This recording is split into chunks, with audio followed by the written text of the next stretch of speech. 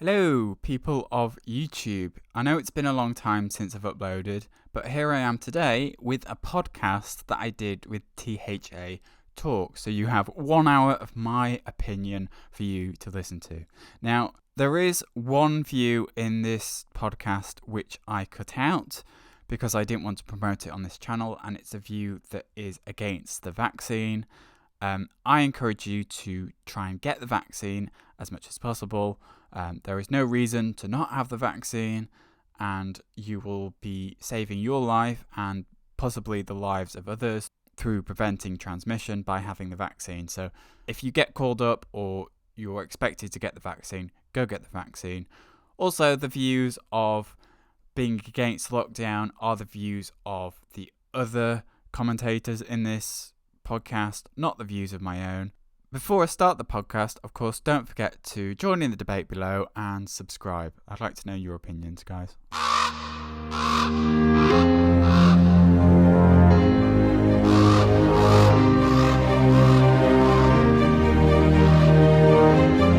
Welcome to THA Talks, for free thought and open minds. And for freedom of speech.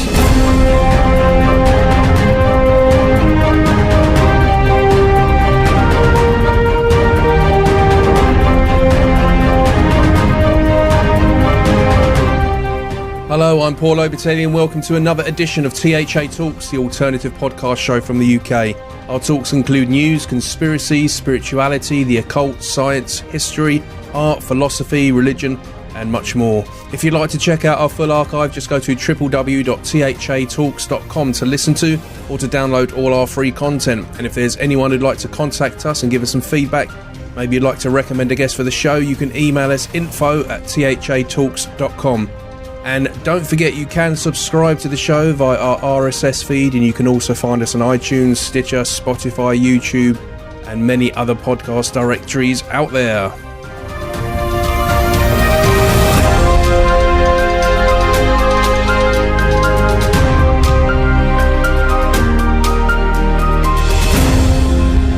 Hello, and thanks for joining me again here on THA Talks. It's good to be back. Been a very cold week this week, minus temperatures, a bit of snow, but that's prepares you for the summer. Enjoy the seasons, that's what I say. We've been still suffering from lockdown-itis here in the UK. Hopefully Boris is going to release us from that soon, and we'll get some normality back. I think people are beginning to get a bit fed up now, and it's such a strange time.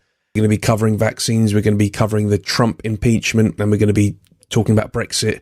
So we're going to be speaking with Chris from the Chicken Wire YouTube channel. He came on the show back in July 2017, edition 165, if you want to check that out. And I'm going to be catching up with Chris with John White on the show as well. So without any further ado, how are you doing, Chris and John? Hello. Yeah, really good. Hello, THA, me again. Hi, Chris. Good to talk to you again.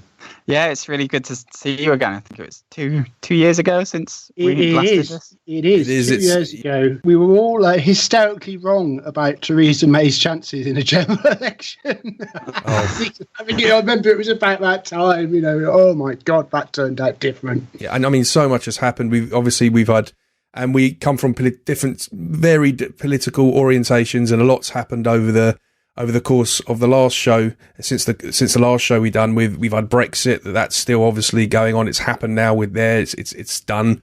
We've seen the outcome of the Trump 4 years. Obviously, there's an impeachment going on now, and also around all this, I suppose none of us were suspecting at all. When we were last talking, is we've had COVID-19, which has completely changed the face of reality in the Western world and across the world. So we've got lots and lots to talk about. Obviously, there's three of us, so I'm going to kind of try my best to sit back a bit and let you guys have more of the stage, so to speak. Start off with, I mean, it's been a while, Chris. How are you doing? What you've been up to? And let's catch up with what you've been doing.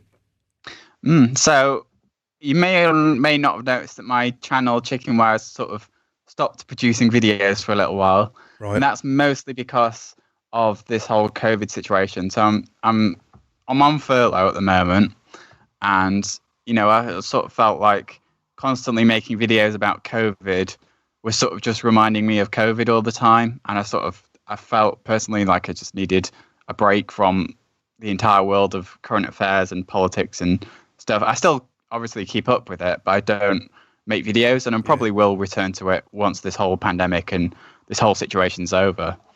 But if we can start with COVID, because I've been, as everyone else has probably been during this pandemic, really bored. Yeah.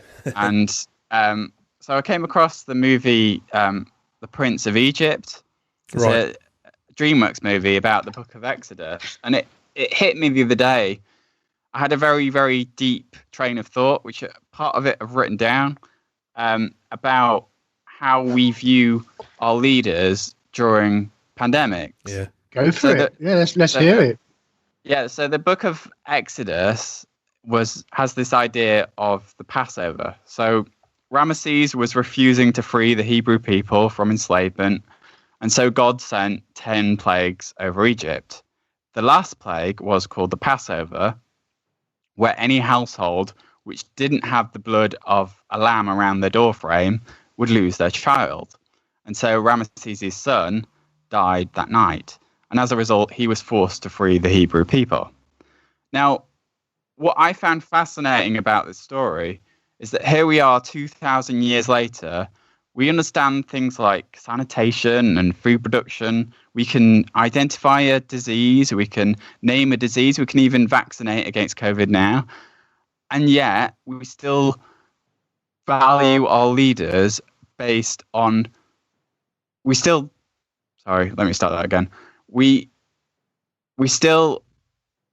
judge the morality of our leaders based on how a disease spreads. So if more people die, we view that leader as less morally good than if less people die. And there might be some truth to that kind of judgment of the way in which we view things. I mean, the moral of the story is that if you worship a false god, if you commit sin, or as I think of it as an atheist, if you get distracted from what's important, you will lose out on what's most important to you. And you could apply the same narrative to every pandemic and natural disaster that humans have faced. So step one is that an external force of nature that humans don't fully understand, which is COVID. I mean, in the olden days, they blamed God, but now, even with gene identification, testing, and vaccination, the virus can still do things which go beyond our expectations, as we saw with the Kent variant, for example. Step two is as a sort of distracted and or careless set of people who don't expect a threat like COVID to happen. And step three is a sense that the disastrous actions, i.e., a sense that the distractions were less important than the natural power that affected the society. So some people think that Brexit and the way in which the Tories were trying to separate themselves from Europe was a distraction from the way in which the disease was spreading, and that led us into going into lockdown maybe a week late. It's a lot to unpack there, Chris. I mean, to start with, your point about human beings, I mean, we don't evolve that quickly. We're not really that different than people 5,000 years ago, 10,000 years ago. We're a lot better educated. So that is a major difference. We have access to a lot more information, but are fundamental psychological drives that different? I mean, that's a fascinating question all in its own. I mean, and in terms of how we view leadership, and I think I would say from what I see with the COVID situation is that it isn't the case that everybody sees leadership the same way. Not everyone's viewing leadership by the same metric. But in terms of the main narrative of society, this obsession with death and death numbers certainly drives how people are encouraged to view leadership. Yeah, I sort of think that when these events kind of happen, people generally tend to turn on each other rather than turn against the virus. So, for example, during the Black Death, before the Black Death, many people saw priests as being sort of chosen by God. But when the priests either abandoned their parishes or they died from the plague, that meant that many of the priest positions had to be filled with local people who were sometimes corrupt. So the Catholic Church sort of lost its authority. And today we sort of view the NHS in the same way we did the church back then. In the 80s, and to this day... That's a big one, isn't it? I mean, Yeah. The NHS sacred cow.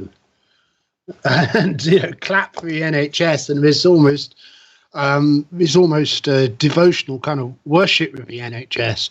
And yet, just yesterday, I was seeing some numbers that said that in the initial wave of COVID, 40% of infections happened inside hospitals. Yeah. And I mean, that's absolutely horrifying to think about it, isn't it? You go in for your gallstones or whatever, and you get infected with COVID. And of course, that fed a number of deaths. And then there was the decision, which I found absolutely horrifying, to ship infected elderly people out of hospitals into the nursing homes. And the consequence of that. So, I mean, and in terms of criticizing leadership, I mean, there's a major one right there, isn't it? And we're also seeing the same thing in the United States right now with Governor Cuomo from New York, who made the same decision. And the same decision was made in a few other states as well. But by doing that, it created an early spike in infections and deaths.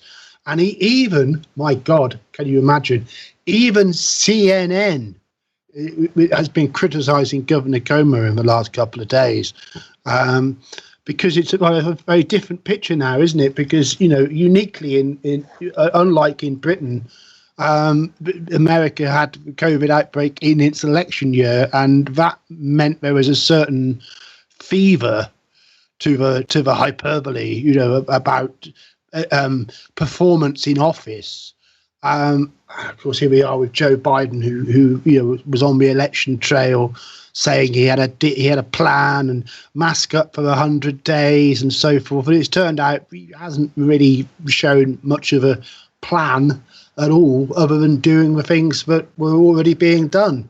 So, there's a certain showmanship about leadership, I suppose, and can leaders really do things that differently? I mean, I think in terms of the vaccine, we've seen a big difference between the UK and the EU. So that's maybe an area to talk about. I mean, how do you feel about those thoughts? I feel that it depends on your political persuasion in how you view your leadership at the time. I found that people have been very partisan, and sometimes that's not always been helpful. Our post-war political system is built for coping with people who do disagree with each other rather than a unified external threat. So when things like this happen, as we saw during the 80s with the AIDS pandemic, people will turn on a community of people, like the gay community back then, or like old people versus young people today. And I found that,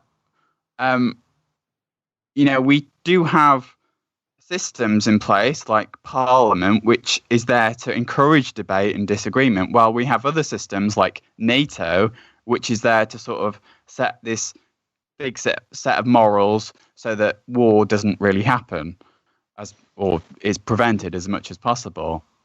So we're really good at dealing with things like war and terrorism and strikes and nationalism and protests and the economy and unemployment.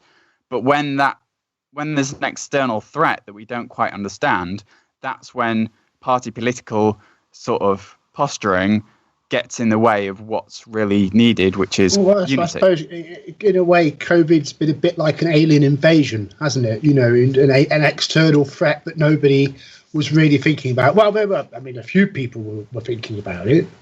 In terms of how I initially responded to COVID, I although I have this very conspiratorial kind of background, sort of questioning authority and questioning the prevailing narratives, and I could certainly see from the off how certain agendas could make use of a pandemic. And I think we've seen increasing evidence that people are making use of a pandemic, what we call the Great Reset, coming from the globalists of Davos and so forth. I initially thought, well, sometimes stuff just happens. It isn't always, a plot. Sometimes things can just happen. So, there is always going to be a chance that a nasty disease could arise. Yeah. So initially, I took COVID very, very seriously. I think the longer that time has gone on, the less I feel the response has been justified, and the more concerned I am about the destruction of freedom of assembly, freedom of travel, and freedom of speech. Because, I feel that there's a very significant danger that the cure could end up a lot worse than the disease. And that once we lose these things, and especially once people become used to being reactionary with a kind of hysteria, the harder it is to get back to that equilibrium where society used to kind of work and different viewpoints used to kind of debate things, and we used to have a system that could cope and come up with a kind of sensible direction that we could unify around. I mean, how do you feel about those points? I think like I said, it depends what side of politics you're on into how you view this pandemic. So generally, the left have been saying things like the government didn't go far enough in the first lockdown, or they didn't go early enough because they wanted to be different from Europe, they might say, or the government wasted taxpayers' money on large contracts for their mates, they would say, or the government isn't doing enough to support those out of work. Or the farce of the Nightingale hospitals, which was a massive waste of resources. I would like to clear one thing up for you, Paul. What do we think of Boris Johnson? You mean generally, or in this? Well, particularly in views of COVID, how do we feel about him? Well, when it first started, I liked. He seemed very apprehensive about doing the lockdown. It seemed like it was something that he was like the last thing he wanted to do. He was a libertarian, and the last thing he wanted to do was to start putting these sort of measures on society. And when he done that, the first lockdown, I kind of thought, well, maybe this virus, that it's what it needs, and that's what we've got to do. And I thought but since then, it seems to me like that they couldn't have known exactly what they were doing, because since then it's just gone on and on and on, and it's got to the stage. Let me put it this way: do you feel we have a socially conservative government? Not really. No, I think no. I think not at all. I think what could it be more authoritarian? Conservative government do is they posture and they make people think if you vote for them, they're proud of your country. They've got sort of a very nationalistic flavour to them. They're very sort of anti-woke, and they're the ones that if you think along those lines, vote for us and we'll keep things steady. But in reality, they don't. It's like they'll say something, but they'll do very little. They said they were going to defund the BBC. The BBC's just put their prices up, and they've done nothing. So. Wow. I don't know. I mean, it's the national broadcaster has its uses, unfortunately. It's a bit like the first past the post electoral system. Anybody rational agrees it'd be better if we reformed it to something that was proportional representation. I mean, I've been making that argument for 30 odd years. And it's the same. But it's the same with the BBC. Oh, get rid of the BBC. Oh, hang on, it's got its uses. Yeah. And I mean that's part of the problem, isn't it? Because a state pravda is when you're up against it can be very helpful. Yeah, I think the thing is with this virus is there's too much. It's gone on for too long with uncertain statement. This might be. It could be this. The virus could be that. And I think at some stage, I hear too many stories. Someone went into hospital. There was complications. Let me ask you it another way, Paul. If there was general election tomorrow, would you vote for Boris Johnson? Absolutely not. No, okay. I couldn't. It would be. I'd feel wrong. I wouldn't be able to do it. I wanted you to know that, Chris. Because, I mean, we certainly are pretty much disgusted, stroke horrified with how this government's gone about things.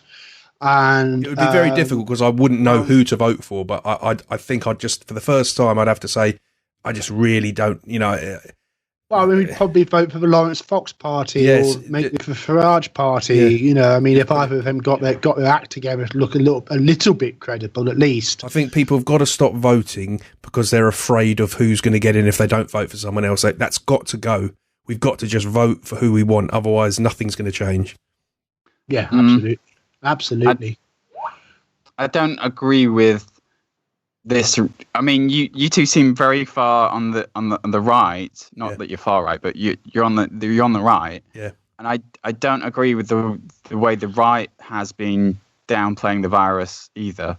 I think both the left, in the way that they've tried to ask for more money, which we don't have, which has increased the deficit, made more economic pain than is necessary, and the right in the way that they've downplayed the virus and assumed that if people suddenly go out, eat out to help out, everything will get back to normal and people will be able to survive and things will be okay. This is partly the point. Both have been the problem. Point here, Chris. If we think back to Jeremy Corbyn's manifesto in late 2019, free broadband for everybody and so forth and so on. I mean, whatever was in that manifesto, the cost of it couldn't even come close to the borrowing against the pandemic response.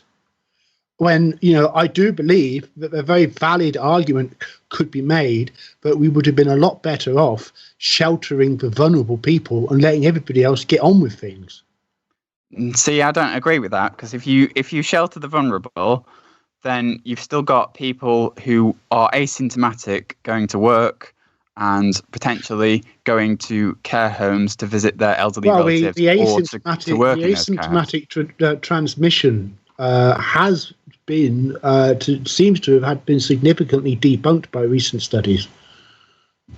But I mean, this is we have such a lot of contrary information, don't we? I mean, this is all part of a confusion. If I interject, I think where we're at the moment, it's because it's very easy to point at a virus or a disease and say this is horrific. It is. Any flu can be horrific for elderly people, and it is. That's why we have a lot of flu vaccines, because it can be a real problem some years. We've had, I think it was 2014, 15 or 15, 16 year. I think there are about 36,000 flu deaths or flu related deaths. So it is serious anyway. So it's very difficult to say I don't take coronavirus seriously, because it does kill people. It's any virus like that. If you home in on it, you say it's a very serious. So it is serious.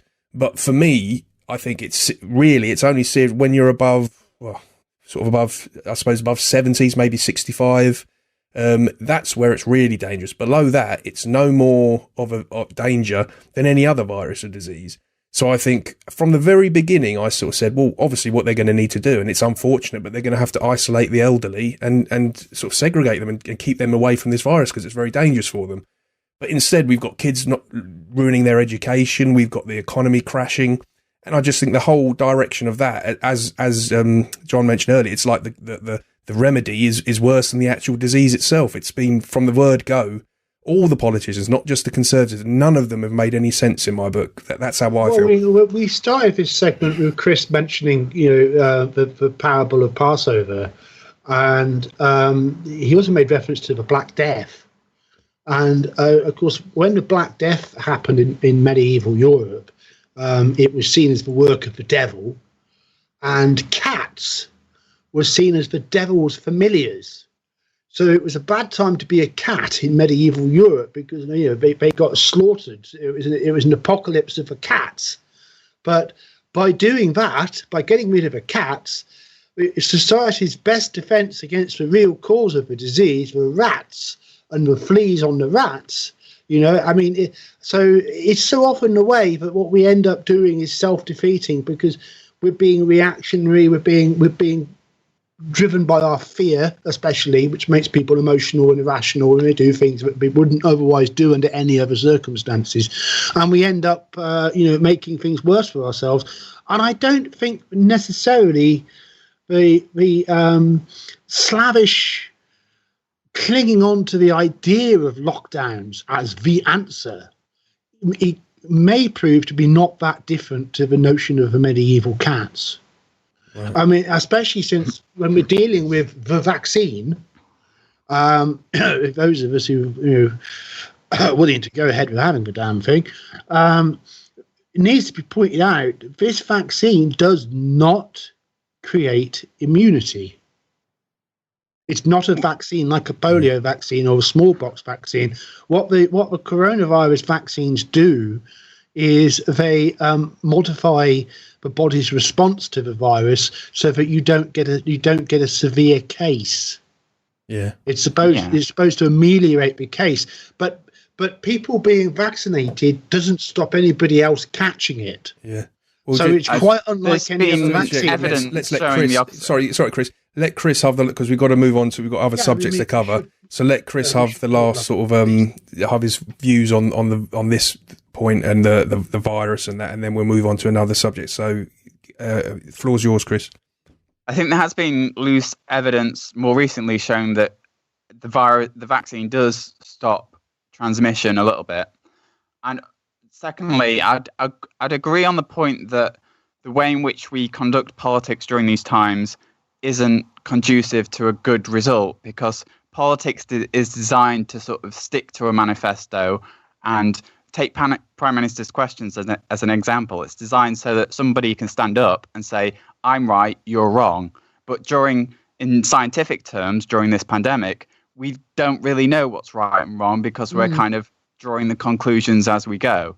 I'd agree on that point. I disagree on the point that turning on each other is a good thing, and blaming just the vulnerable community and telling them that they should only self-isolate, because I think that isolates, as we saw during the AIDS pandemic, it isolates the virus to blame to a particular community, which then makes the problem a lot worse because it stigmatizes people. It creates a social divide that isn't necessary. And really, the virus is a threat to us all, and we should all take it seriously. I mean, I agree, Chris. I mean, I think you're right. You're quite right to see that there are risks, and if the response was originally only to isolate the vulnerable, then a social reaction might have been to stigmatize the vulnerable. I mean, I can see exactly how that could be true. But then, with the situation that we've got, which is kind of ended up worse for everybody, and at what point do we feel safe to return to being normal? And I mean that's a very big question. How do we get out of this? We're into it. I know Boris is going to be speaking soon on that, so hopefully we'll have some clarity over the next. I know they've vaccinated a lot of people, so fingers crossed we are going to turn a corner. But we'll have to leave that one there because we've got other stuff we've got so much stuff to talk about at the moment. It's just, I mean, maybe we'll have to do another show and indulge deeper in these points. But what about Brexit? President Trump, he's such a naughty boy, isn't he? I mean, what's he been up to? Well, should we do Brexit or impeachment first? Which one do we want to do? Which you want to do first, Chris? We'll do impeachment. Okay, it's more current. Well, give us your view of it all. I think Donald Trump became. I'm not gonna lie, I supported him to begin with, but this last 2020 year, I felt that he's ventured further to the right in a way that's much more alien than what we'd get here in the UK. First of all, Donald Trump, we wouldn't have a figure like Donald Trump in the UK at all. For a start, because, I mean, people have compared Boris to Trump a lot, and really Boris is his policies in terms of supporting the environment, supporting mask wearing, supporting, being not in denial of the virus during this pandemic, show that Boris Johnson is a world away from the politics of Donald Trump. In terms of the personality, the way in which Donald Trump is anti-media, anti-establishment, we sort of had that in terms of Jeremy Corbyn, but even Jeremy Corbyn failed to win an election because he couldn't unite his party, because we have a parliamentary system rather than a presidential system on Brexit. So he couldn't unite his backbenchers with the party members on whether to have a second referendum or to stay in the customs union. Secondly, Donald Trump is a lot more far right than any UK politician, even Nigel Farage, in terms of his immigration stance and in the way even Nigel Farage doesn't promote the idea that the US election was fraudulent. That was completely Donald Trump's hypothesis, and there were 62 court cases. He lost 61 of them and proved that there was no evidence for a fraudulent election. So Donald Trump went down this really weird, loony path, and I think he's always been the great orator and great at getting people to go out to do something.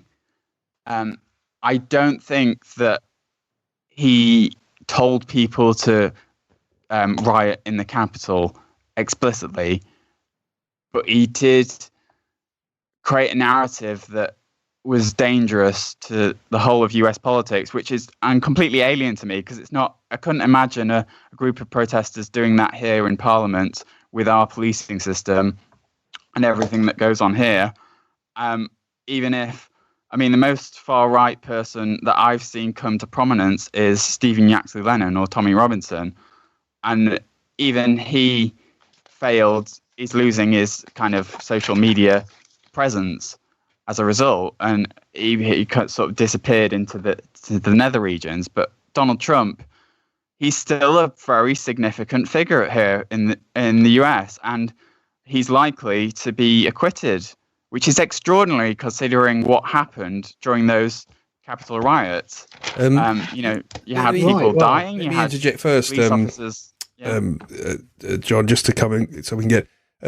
I just have to say, because basically, I get this a lot from, I'm listening to what you're saying, and generally across the board in politics at the moment, when people refer to far right, for me, it sounds like they're just referring to nationalism. And nationalism isn't right or left. I mean, Stalin was a nationalist, particularly towards the end, and he was as far left politically as you can get. So when we talk about Trump, I'd admit he's a nationalist, or he's a civic nationalist. He believes in if you've got an American passport, you're first, Americans first, So on that regard, but I'd say politically, he comes across pretty centrist. His policies, he did reduce taxes, but that was across the board.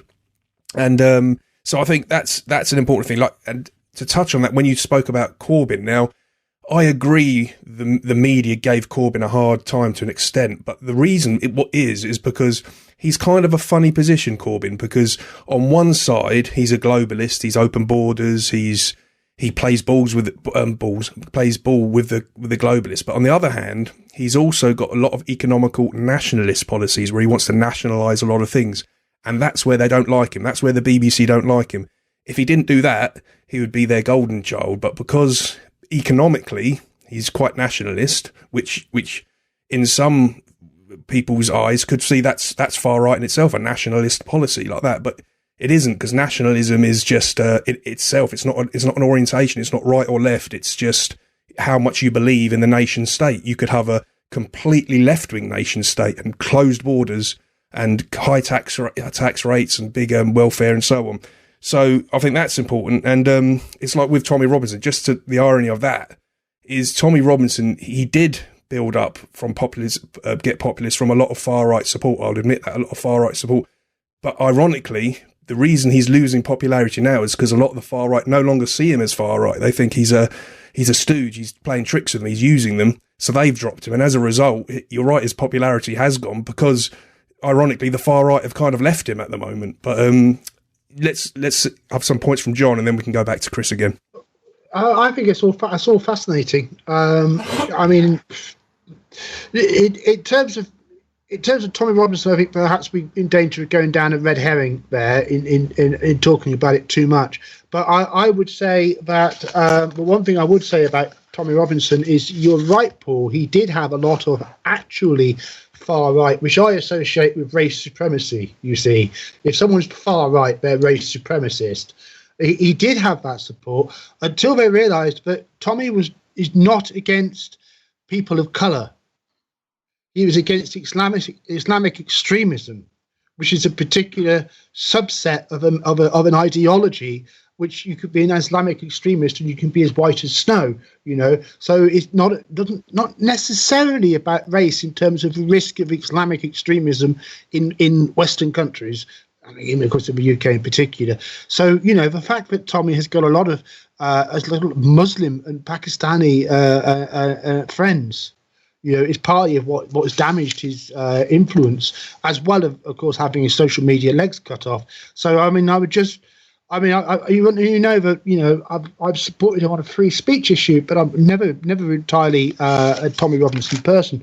But in terms of Trump, I think it's fascinating, because whereas one point of view of Trump is he's far right because he's into controlled borders, or America first, America for Americans, American advantage, and these ideas have been associated with far right.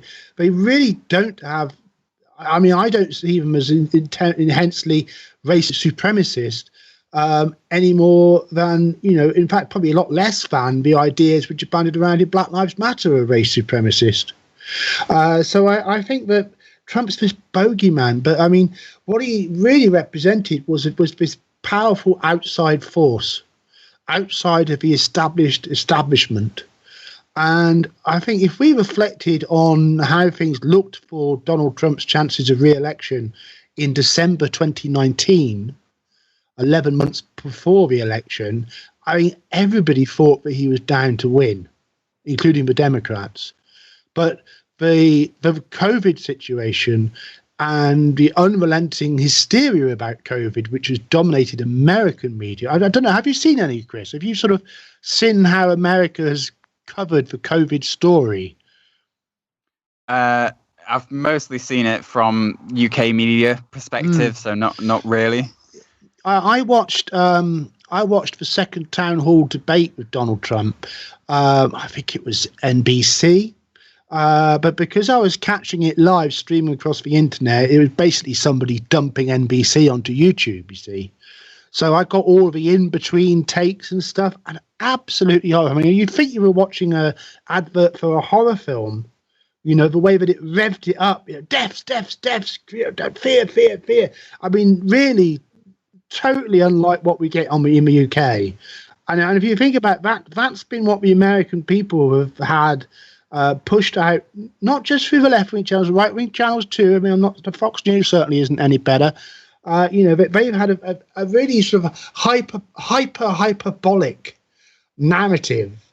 And, if you say, it's 100,000 Americans dead, 200,000 Americans dead, 300,000 Americans dead, but then you put that against a country of 360 million people and how many die every year of pneumonia or influenza on a good year anyway, that sense of proportion has been very lacking. And I think that I would say that having watched Trump quite closely, I would say that completely derailed what he wanted to talk about, which would be how good the economy was doing, how much more money is in your wage packet, how much less taxes you're paying, how much stronger America is because it's energy independent, and the other things which are really the key elements of his successful policies. I think that to see that Trump was under incredible pressure in his last year in office, I think that's only fair. I mean, you mentioned that you supported him initially. What was your reasons for supporting him?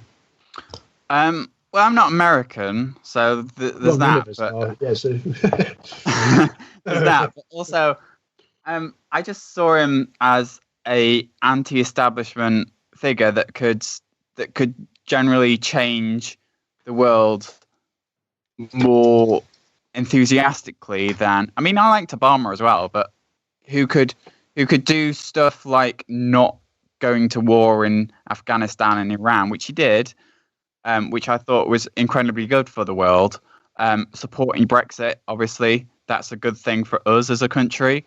Well, of course, we missed a trick there, couldn't we? Because, I mean, the door was wide open to get a trade deal with the US, but Theresa May wouldn't do it.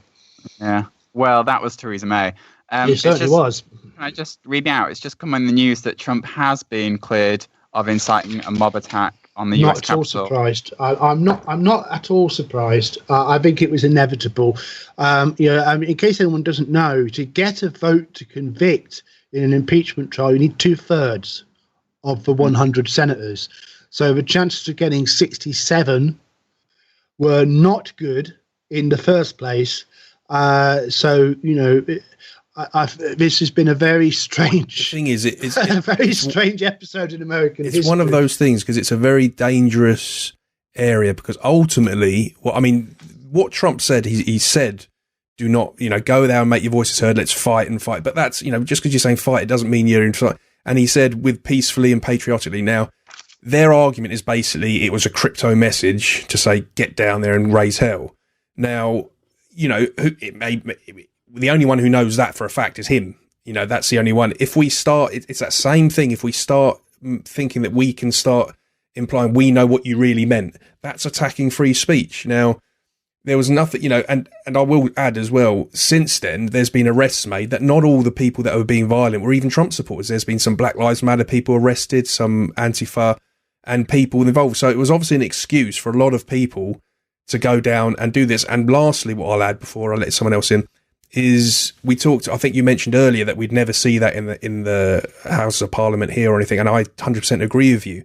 But there are videos that show the police inviting these people in, and a lot of these people were almost like families taking pictures. Oh, sweetie, look at that looks great.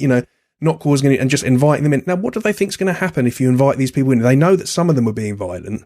The ones they invited in weren't at that time, but it just seems like they were like, come on in. They wanted it to happen just to create a real bad thing. That's how it seems to me. I mean, to be honest, I haven't seen the ins and outs of the violence that took place. I know there was about 4 Trump people that died, and I think 1 policeman, something like that.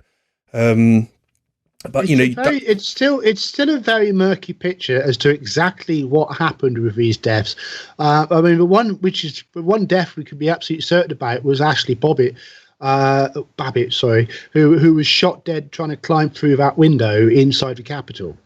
And there was a gunman behind her that was actually more concerned about the guy with the gun than her. He was pointing them officer with a rifle who was pointing his rifle at the threat until he realised she'd been shot dead by the Secret Service. Yes, but he was pointing his gun towards the guy that shot. He's thinking, what the hell was that? Yeah. Because he obviously saw that as more of a threat than she was. I mean, it was a crazy situation in there. Yeah. But I mean, I do think that the framing of that as an insurrection, bit of a damn joke. It was a protest that got out of control. Yeah. I mean, to have an insurrection, you've got to have a serious plan to take over, and it's a joke, and I would certainly say that in terms of the American patriots that I'm aware of, none of them thought that January 6th was about an insurrection. I believe they felt that it was about a show of strength to say to Congress, we're not happy, we're not taking it, we're not happy with the failure of our systems. You mentioned the 61 court cases, Chris, and on the face of it, yes, that is correct. But if you dig into that a little more, those overwhelmingly are cases where the evidence was unable to be heard. So they were rulings on standing, which said, no, you haven't got the right to bring that case. So we're not, even up to the Supreme Court level. So, I mean, in terms of the Trump supporting movement and how they view the response to the allegations of election fraud, I mean, I think it's fair to say the American system hasn't done what it should have done to credibly disprove that. And the Senate had a hearing which had all sorts of alarming information in it, but there's been no consequences of it. And the impression which has been given is that the establishment closed ranks because they would rather have united around Biden than challenged that. And the risk to a system when there's serious corruption is that exposing the corruption will mean that people lose faith and the system will collapse. So that's always got to be part of a concern behind this. But I found it really interesting listening to the House manager's prosecution case against Donald Trump. And when I listened to it carefully, they had to emphasize again and again and again there was no basis to believe that there was election fraud.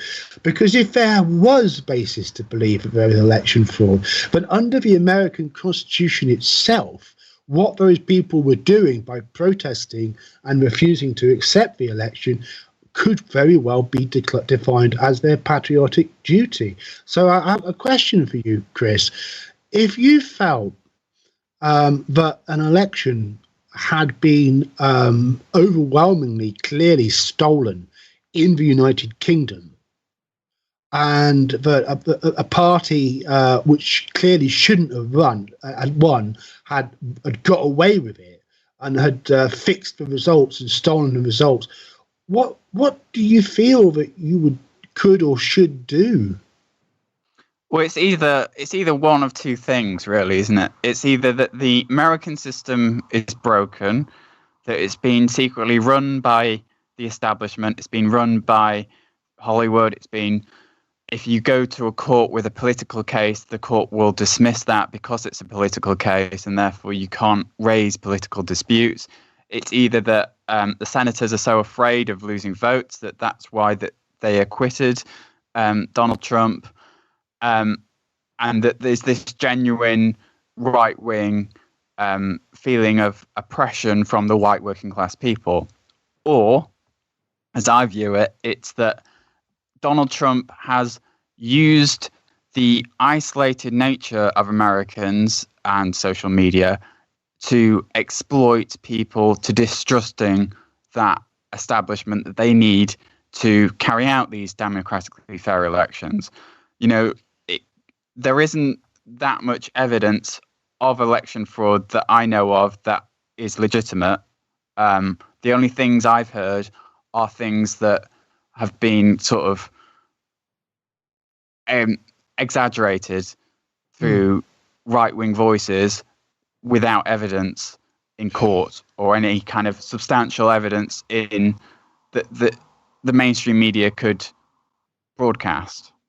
Well, I mean, I would point out that we have done podcasts on this very topic not long ago, and I would say, in fairness, I don't know that. I do think that there is evidence that there is corruption in the American election system. And I also know as a fact that it was the Democrats who spent late 2016 and most of 2017 shouting about it. But when it's their turn, all of a sudden they don't care about signature verification, for example, which is a safety measure to prevent large amounts of dodgy ballots being dumped into the system.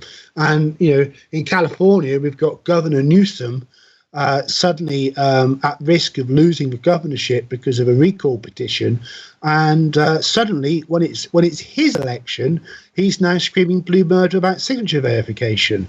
So these things tell a story, don't they? And I just feel that overall, I think that no matter what Donald Trump did or did not say, I believe that there's many millions of Americans who are very unhappy with how the election was conducted. However strong or weak parts or individual parts of all the evidence are, however grounded in reality or not their concerns are, and that a responsible system, one that was really interested in unity, would put the credibility of the election process and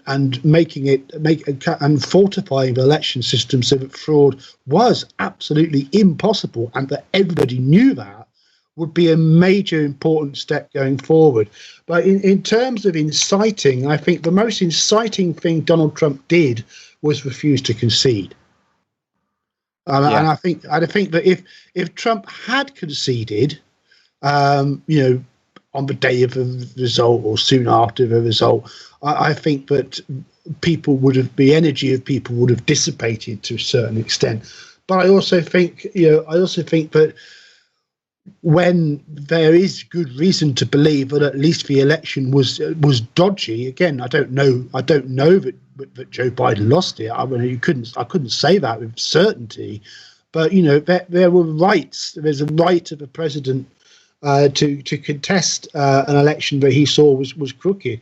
And I think that for Trump supporters, I think a major point was just before Christmas, where the U.S. Supreme Court refused to hear the case that had been brought by Texas and backed by, it was almost 30 other states, about the eligibility of mail-in ballots and the chain of custody and so forth and so on. Because I believe that the Supreme Court looked at it and thought, well, if we hear this case, we don't know the true result of the election either. And if it turns out that Joe Biden remains the winner, then the Democrats will completely eviscerate the Supreme Court by dumping in all these extra judges they were talking about. So, there is a political calculation at the very heart of what cases or not were even heard. And I mean, for Supreme Court to say that case had no standing, I think that was a watershed moment in people realizing that this was actually getting unlikely to be turned around. I mean, I'm not talking about the people who were really completely believing, that the military was going to step in or something like that to put things right. But I think in a general Trump voter base, I think that Supreme Court decision not to hear that case before Christmas, I think things could have gone very differently if they had done. At least to the point where they wouldn't have been able to certify on January 6th. Yeah, this is the thing that gets me, is like, obviously there was a certain amount of fraud. It's there, you can see it. The question is how much of it was there. And the thing is, Trump, he was being very passionate and OTT, he was going for it. We will win, no doubt about that. But he was doing it at a time there he was contesting the result. He said, I don't concede, I'm contesting, I think there was fraud. That should have been investigated, because it's not as if he'd done it after he lost it. He'd done it in the middle of the night. He said, right, I'm putting my hand up, cheating. There's, very, very serious accusations that should have been dealt in court. There was a couple local cases, and that was very sort of, I think one of them was appointed by by Obama and stuff. Was never going to rub it. It needed to go to the Supreme Court and that didn't happen. Now, it might have happened, and they might have said, well, okay, you got a point, this, but I'm sorry, the vote's still, you still lost. Or it could have gone the other way, and it would have been massive. It would have been a biggest shock for the world, but democracy would have needed that decision to be made and sorted. Now, afterwards, if you notice, they're very quiet and very, they're not saying, because that phase has gone now. So now it would have to be done legally and very carefully. But we have got to move past this point now anyway. But Chris hasn't. Very quickly, I find just one more thing about this. And then let's go to Chris. The result of today is that potentially Donald Trump could run for president again. Yeah.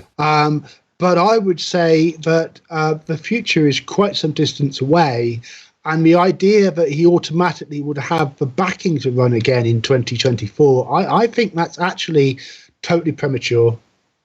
And I believe that as time goes on, I think the failures of the Trump presidency are going to become more and more apparent. And I think that people are going to be writing books and so forth and so on. And I think there's a danger for Trump that he's going to be seen as somebody who's actually too soft and too weak, and who was made a fool of by too many of his officials, especially people like Bill Barr. Right. Anything else you want to add on before we move on, Chris? Because I mean, time a bit. It'll be fascinating to see what happens to Donald Trump now, because obviously he's got this criminal court case in Georgia, so he could be criminalized. He's banned from Twitter, so he's going to have to broadcast his views on a television or a website somewhere. And the Republicans are going to have to decide whether they move on from Trump, realizing that his support is dwindling, or whether they kind of stick with Trump and carry on this kind of message that they voted to acquit Trump, and therefore they support the views of those people, of those white working class Americans who are skeptical. And it also depends on how much America declines under the next 4 years under Biden. And then I do believe that America is going to decline. Yeah, I think Joe Biden's legacy won't be Joe Biden's politics. I think it will be dealing with whatever Donald Trump left behind. And within 2 years, I predict another war, whether it be in Syria, something. They'll kick it off again. They're from the same. It's whether but we'll see on that one. Let's we're obviously this a lot. I knew it was going to be a long. There's three of us, and trying to make sure you get your hit us, Chris. Yeah, Brexit. Trying to make sure Chris gets his say, because there's obviously me and John sort of going at him here. So obviously Brexit. This is, I mean, it's been done and dusted now. We had 4 years of absolute chaos, to be honest. A real battle. I actually think Farage did get it right when he said the war is over, because although people didn't like that terminology, I think there was a political war going on in this country for many years, and it exhausted a lot of people. It's done now. Brexit's happened. There is a lot of fuss going on now. I can actually, because I know people that work in the freight industry, and there's some guy said to me the other day, he said at the moment it's easier to ship machinery like cars and big sort of units across the ocean to Australia than it is to ship a pallet from Italy to here, because there's just so much faffing around going on. So I think there's a lot of games being played, a lot of, I think the EU are very sort of parts of the EU, probably not the countries, but the organisation have been a bit bitter. In my opinion, that's what it looks like. And obviously it's not settled yet, but it's done. And now we've got to just sort of see where we're going. So over to you, Chris. You can start on this and what your views are on Brexit from where we are now. Well, my view is that in terms of the big picture, I think leaving the EU has been vindicated definitely in the last few weeks in terms of obviously the vaccine rollout, and also the fact that there isn't, I mean, it was in the news yesterday that there wasn't big queues at the borders with hauliers, and we've managed to get trade deals across the world. We've essentially succeeded in leaving the EU. But the problems are in businesses being able to import stuff, in people being able to buy stuff online without having to pay tax.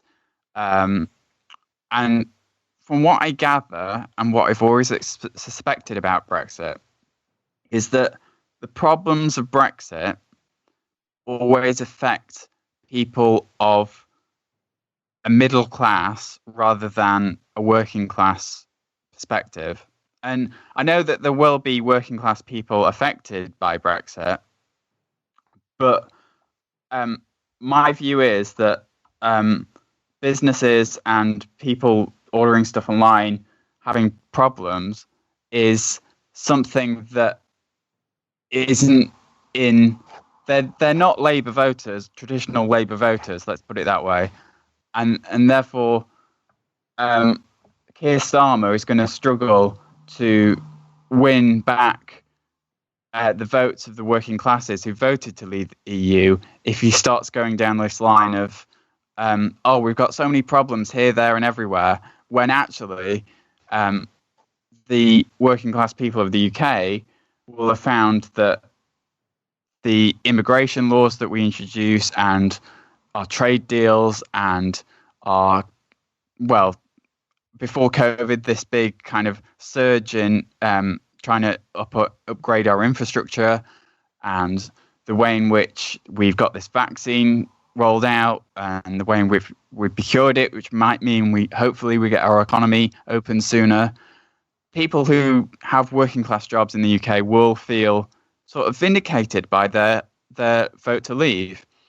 And I also think that I think I've lost my train of thought. So I do that all the time. Okay, over to you, John.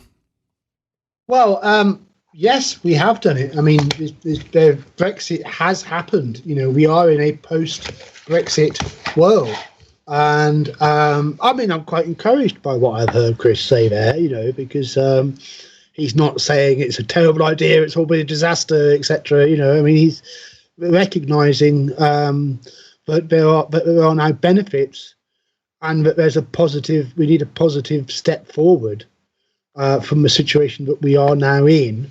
And I think that's great, and I think that's very encouraging, because I think certainly in terms of social media, anybody's going to use a hashtag FBPE, they're as bad as they've ever been, because they're not ready to move on. And I think that Chris is quite right to say that there's a certain middle class obsession with the notion of Europeanism, which is also, always kind of a little bit tendency to be seduced by authoritarian liberalism, which I think is very much what the EU politically has represented. It's got liberal ideas, but it's been prepared to be very authoritarian about it, imposing prime ministers on Italy and beggaring people with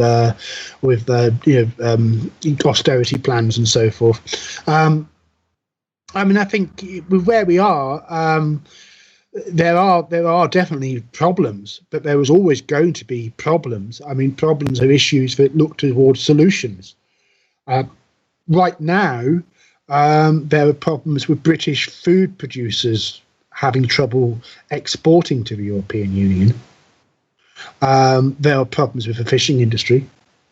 There's the problem with the Irish border and the agreement to have a sort of border down the middle of the sea, and how that's really not working out. There's political pressure to abandon that agreement with the EU. And of course, there is the vexed Scottish question, which we're going to see how that goes in Scotland in 3 months' time, assuming that those elections do go ahead as planned. So, there's definitely real issues. And I also think that Chris is right in that, if the political left or the political centre can speak to people's concerns about the future in a better way, they could end up profiting more from Brexit than the kind of conservative vision of it. But I also think that at the time that we got the Brexit referendum, we had a conservative liberal coalition. It wasn't a unified Conservative government. And in a certain extent, I reject the narrative that Brexit's always been a right-wing project, partly because I know have always had problems with the question of the EU, Jeremy Corbyn certainly being one of them. But it was in terms of the situation in 2014, with Cameron facing a general election the next year, and the idea of being vulnerable on his flank to the pro-referendum sort of lot going off to vote for Nigel Farage instead after acing it with the European elections with UKIP, the UKIP threat. I think it created a particular and quite unusual and remarkable set of political pressures that bent his arm, so that he basically bribed the electorate with a referendum offer in order to keep their votes in the general election. But I mean, I don't think he did so at the time, thinking that he was going to lose that referendum. But then I don't think that Cameron, as an upper class Conservative, was particularly in touch with the feelings in the lower sections of society, especially as it was poorer communities that felt the impact of immigration more and more, in terms of can't see a doctor anymore, schools are filling up, these sort of questions. Yeah, I think the proof still really is in the pudding with Brexit, because I still think we've got to get over this current pandemic and then sort of rebuild an economy first to sort of really see what's going to happen in terms of us being separated from the EU. But on the Scotland question, I think that Nicola Sturgeon's very, very willing to exploit the Brexit question in Scotland, the fact that Scotland voted Remain and the rest of the UK voted to leave, except Northern Ireland. But it's going to be very difficult for her during the May election, because we may well have vaccinated the majority of the country by then as a result of not being in the EU's procurement for vaccines. So to make that argument that we left the EU and therefore we should go back into the EU because we're Scotland and they're England and we want to be independent, it falls flat when you're in that situation. And I'm at least hoping that I think you're right. Yeah. I mean, in terms of a rational argument for Scottish independence, but I think it's also, we could say, in terms of a rational argument for Brexit, because it wasn't all about being the rationality of it. It wasn't all about, am I going to have 95 pence or 105 pence? Which way's better off for me? I mean, that isn't the whole of it when it comes to the crucial idea of sovereignty. I mean, I believe that if Scotland wants to become independent, Scotland should become independent. I've never stood in the way of Scottish independence, as much as I feel I'd like to see it happen. I certainly don't support it, but I'm not in the way of it, and I believe in democracy. But whether an independence referendum could really be run. And I think that, COVID's going to make a difference to that, not only in terms of vaccinating the Scottish population way ahead of anybody else in any other European country or what would potentially be a European country. There's also the question of financial support. And then there's the SNP record in government, which is frankly shockingly bad. So, I don't think the idea that Scottish independence was automatically going to happen, I don't think that really stands up. And I also feel that, to see the opportunities for Britain in Brexit today, I think we also need to see the opportunities that we gave up to enter the European Union in 50 years ago. Especially in terms of the absolute demolition of the trade with the Commonwealth, which we had to give up to join the EU. I think that we're seeing these green shoots. Well, they're more than green shoots. I mean, they're rocketing shoots. Britain re-engaging with world trade in a way that we simply have not been allowed to do. And I think that whether you've got a trade deal or not isn't the be all and end all, because there's always world trade rules to agree upon. But the openness to markets is the most vitally important thing. And I think that we have historically had a legacy of being an ocean-going trading nation. And I don't think that's any different today than it was when it was 200 years ago or 500 years ago. And I think that I've always believed that Britain gave up too much to be governed from the continent, which reflected what the EU was. I mean, our parliament was largely and increasingly administrators, not owners, not running the show, And I also think that we have a political class that is so unused to the responsibility of actually being in charge. But I think we're going to see a continuing process of reform and change inside of the UK. And I do hope that it extends to having first past the post changed into proportional representation at some point in the not too distant future. So a few thoughts there. I mean, I've got a few out, but I mean, what do you think, Chris? Yeah, I'm not really a fan of proportional representation because it kind of constantly leaves hung parliaments or fringe parties that have more influence than they should really have influence, I think. Always that argument against it, yes. Yeah. I think in terms of, we'll go back to Scotland first, I think that whether or not to have a referendum in Scotland next year, if the SNP win their local elections, could be our Trump fraudulent election moment. I think. Well, I mean, it's a question: if they win the election, does Boris allow it, or does Nicola Sturgeon declare one unilaterally, and then we're in a Spain Catalonia situation then? Yeah, and I think that I think it's still too early to see what the impact of our trade deals around the world will be. I think it's likely that there will be some kind of political issue in the in the way in which the West relates to the East, for example. As we've seen during this pandemic, we've seen the Eastern countries, China, being able to shut up people and control dissent and, pretty much lie about how many coronavirus deaths that they have. And there's the argument that because they've done all that, that democracy is not good for the world. You're better off having that kind of dictatorship where you can control things when you've got an external threat like a virus. And there's going to be a lot of tension in how we trade with nations like that, when we'll need to trade with them, because we'll need the trade with not being in the EU. But I think it could potentially prove to be a very sticky situation in the coming years in how the West deals with China, depending on. That's very true. I mean, I think it's also, it's a misnomer to think that Brexit means we don't trade with Europe, because there are such things as geographic markets.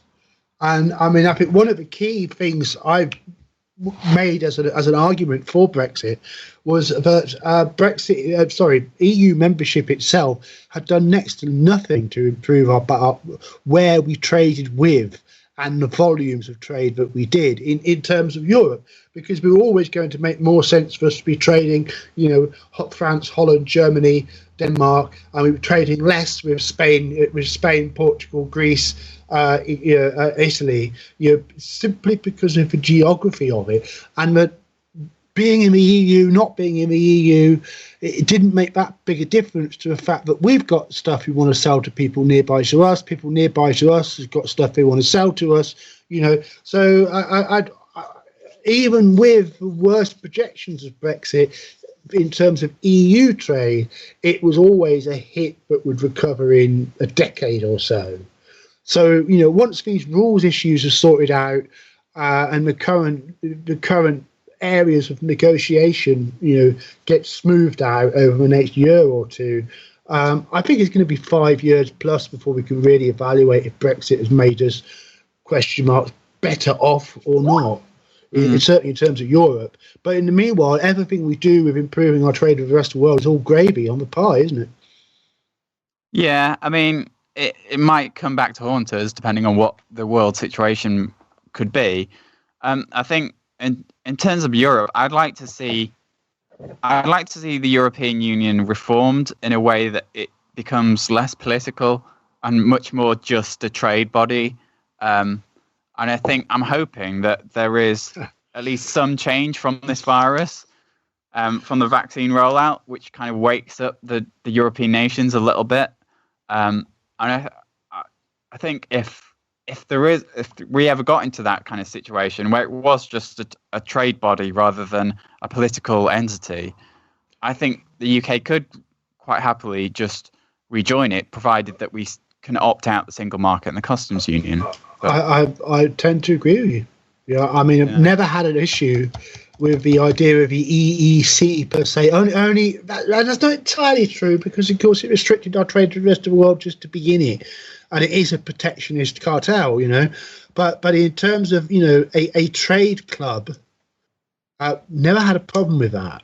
And if the EU could reform, but I'm not so sure about that. The European Commission would agree. They're rather invested in their project. So that's their rod for their backs. And, at least now we have returned to a point where decisions for Britain are made in Britain, and that politics has a real chance to make a difference to our lives in a way that it wouldn't have done if we hadn't have left. Even though there's risks attached to that too, in terms of potential risk of a government coming in and trashing human rights legislation, I don't really believe the public would ever really let that happen. But no, I don't. But then with what we've seen with how rights have been abrogated in response to the pandemic, maybe that's optimistic. I think, I saw that kind of conversation on Twitter, and I thought that's a complete overreaction to what would happen in this country. Because I think should the Tory government mess with the Working Time Directive or human rights in any way, I think that gives Labour the ground to, to make that point in the next election for them to lose. I don't also see them doing it. Important to recognise Conservative voters are not lemons. And they like their rights as much as anybody else, So, I always felt that those kind of fears were overblown and kind of based on seeing people as one homogenous block, which they never are. There's always diversity in thought and opinion, always. Now I know how Paul likes these things not to overrun too much, and we're an hour 15 on my counter. So, anything you want to finish up with? Yeah, that's. No, I guess that's it. If it comes to the end. Have you enjoyed our conversation? There's a good question. Yeah, I thought that was very interesting. Actually, I thought open and free exchange of views. I mean, who would believe we could get away with it? Huh? So I enjoyed it. You said at the beginning, obviously, that you'd taken a bit of a break from your shows. Any probably indication of when you might start putting some new ones up, or whenever the next big documentary worth making news event happens. So I did when Trump lost the election. So something along that kind of scale of shock horror. Don't forget to promote yourself, for God's sake. What's your YouTube channel? Chicken Wire. Chicken Wire, yeah. Yeah, so, and anything else you want to let people follow you at? I tend to just stay on YouTube. I mean, I do have a Twitter, but I don't really tweet. It's Chicken Wire as well. For Twitter, I'm not very fond of it. That is, hold on, let me pull it up. Wired Chicken, at Wired Chicken. Don't tell me why it's that. I think I forgot my username and I had to make a new one. That happens, yeah. Yeah. Okay, well that will all go up on the page. It's been a pleasure for you coming back on the show, and I'm sure it won't be the last time. There's so much going on at the moment, in a way, I think with this Trump thing, I'm sure we haven't heard the last of this adventure. He's going to be up to something, especially now that's all that impeachment's done. It's going to be interesting. It's going to be fun where he goes from here. It's popcorn entertainment. It's going to be an interesting year. Still, lots going on, and of course with Brexit, that's going to have a lot of things rolling off that, and of course COVID. I mean, there's signs of Boris talking about slowly letting this back to normal. We'll see how we go, but thanks again for coming on, and thank you, John. I'm sure we'll be doing something again soon, as we've been doing recently, and thank you all for listening. Hope you enjoyed the chat. Please message me if you've got any other ideas for thank you very much, you want to come on the show or anything else. Goodbye. Thank you.